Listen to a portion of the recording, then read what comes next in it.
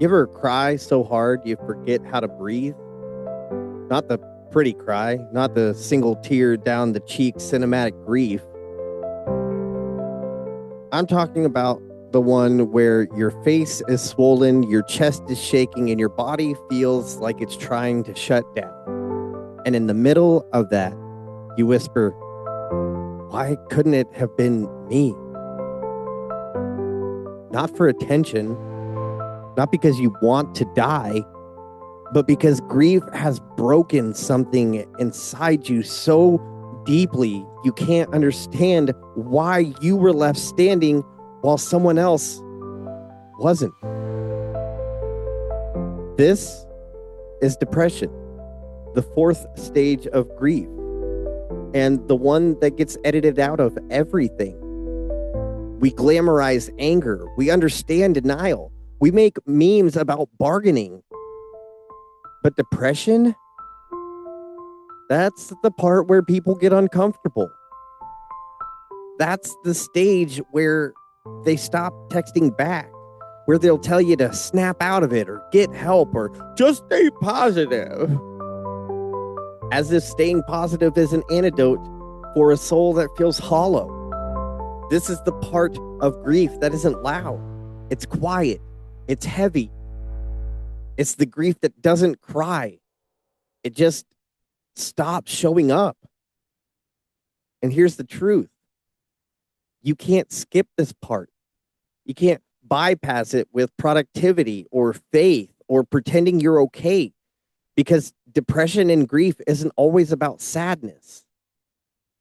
It's about absence. It's about the moment where you realize the loss is real, permanent, non-negotiable.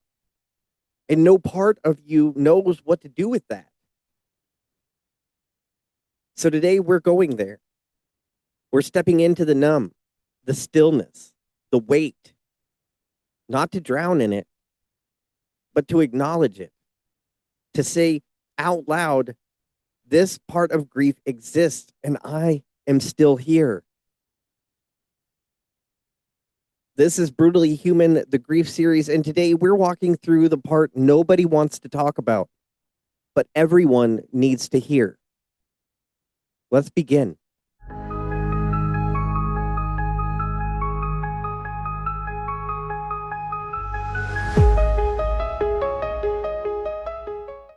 Depression and grief isn't what people think it is.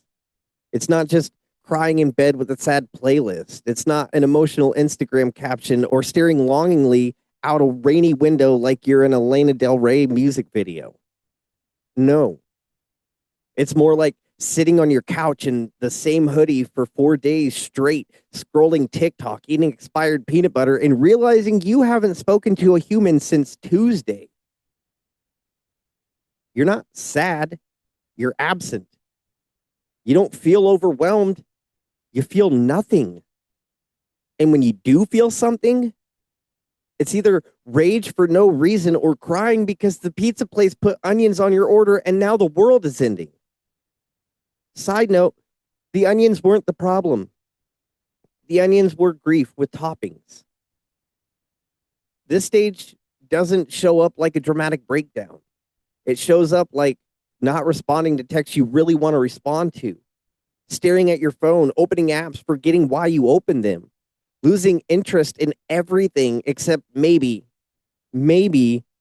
that one comfort show you've seen 19 times, and people will say stuff like, just get some fresh air. Ma'am, I haven't had a fresh thought in days. Please. The worst part? Depression doesn't scream. It whispers. It says, what's the point? Nobody cares. Why even try? You are broken. And you start to believe it. Because the people who were there during the loudest grief, the funeral, the breakup, the crisis, have all gone back to their lives. And now it's just you in the silence. And here's the kicker. You might still look normal. You might be getting up, working, smiling, but inside, you flatlined. But here's where we reclaim it. Depression and grief doesn't mean you're broken. It means you finally stop trying to outrun the truth. It means your brain knows the loss is real and your body is trying to figure out how to exist in this new reality. It's not weakness. It's integration. It's grief getting quiet so it can go deeper. And even if you feel nothing right now, the fact that you're listening, that you're here, that means part of you still wants to be. Coming up, we're going to talk about how depression tricks you into isolation. And then we're going to laugh.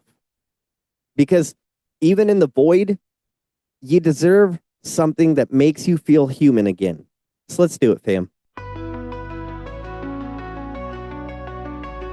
So here's how depression and grief really works. You start isolating. And at first, it feels kind of amazing. You're like, wow, no one's bothering me. I'm really setting boundaries. Self-care is working.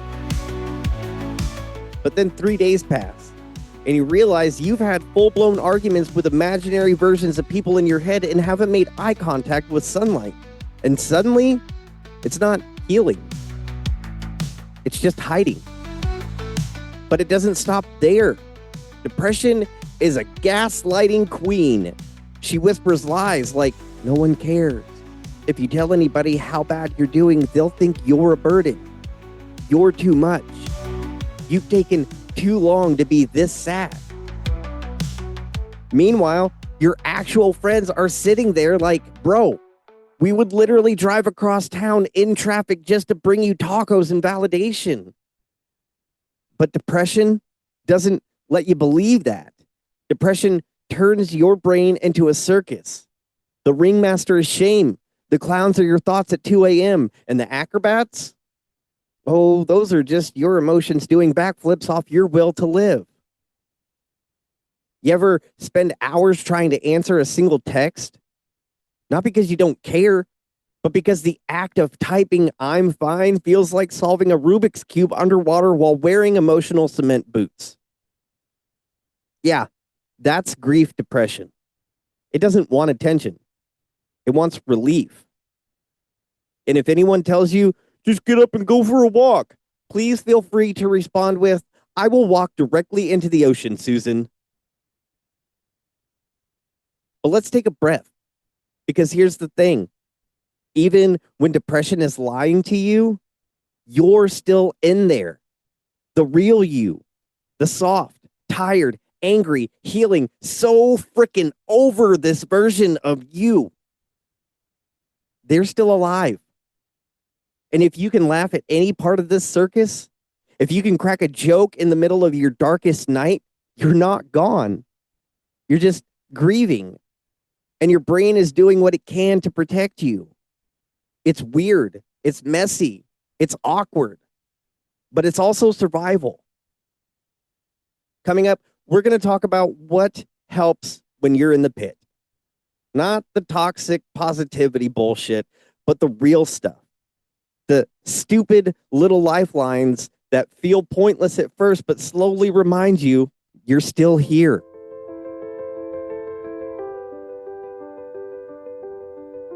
When you're in the thick of depression, the phrase, take care of yourself, feels like someone yelling, swim, while you're already drowning with bricks in your pockets.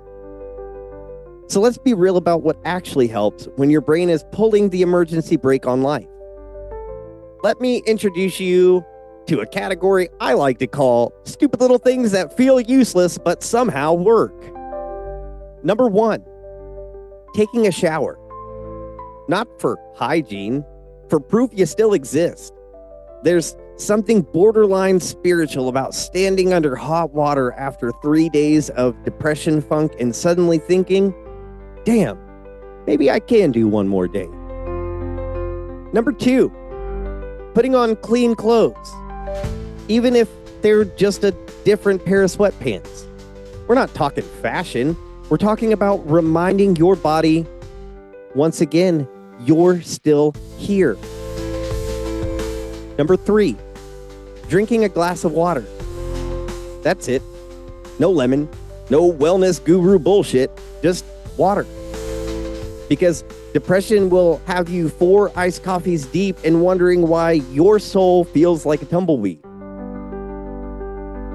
Number 4, texting someone, "I'm not okay."